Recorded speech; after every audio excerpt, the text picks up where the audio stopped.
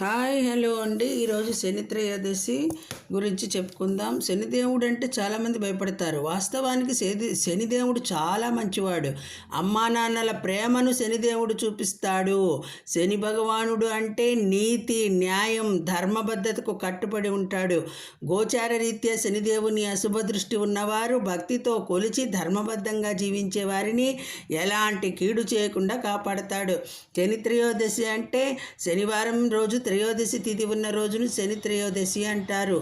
ఆ రోజు స్వామివారిని నువ్వులతో, నూనెతో, నల్లని వస్త్రంతో అభిషేకం చేస్తే ఎంతో మంచిదని పెద్దలు చెప్తారు.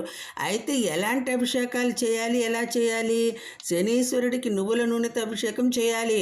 కుటుంబ, ఉద్యోగ, వ్యాపార, ఆరోగ్య, కోర్టు కేసులు, శత్రువులు, రుణాలు నుంచి విముక్తుల్ని చేయాల్సిందిగా మొక్కుకొని నియమాలు పాటిస్తారు. శనీశ్వరుడి ఆలయం నుంచి బయటకు వెళ్ళేటప్పుడు అక్కడ ఉన్న భిక్షగాళ్లకు, పేదవారికి శక్తి కొలది ఆహార రూపంలో కానీ, వస్త్ర, ధన, వస్తు రూపంలో కానీ దాన ధర్మాలు విరివిగా విశాల హృదయంతో చేస్తే మంచి ఫలితాలు దక్కుతాయి. పూజకు వాడే నల్లటి వస్త్రం సుమారు 2 మీటర్లు పొడవు ఉంటే ఒక లుంగీ లాంటిది ఉండాలి. పూజ తర్వాత ఆ వస్త్రాన్ని దానం చేస్తే దానం తీసుకున్నవారు ఉపయోగించుకునేలా ఉండాలి అని అర్థం. దానాలు అనేవి ఉన్నవారికి చేస్తే ఫలితం రాదు.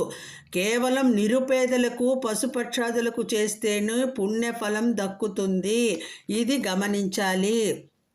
ఇప్పుడు త్రయోదశి వ్రతం గురించి తెలుసుకుందాం. శనేశ్వరుడు సూర్యభగవానుడికి, ఛాయాదేవికి కలిగిన కుమారుడని శాస్త్రాలు చెబుతున్నాయి. కాశ్యప గోత్రం. సోదరుడు యమధర్మరాజు, సోదరి యమున.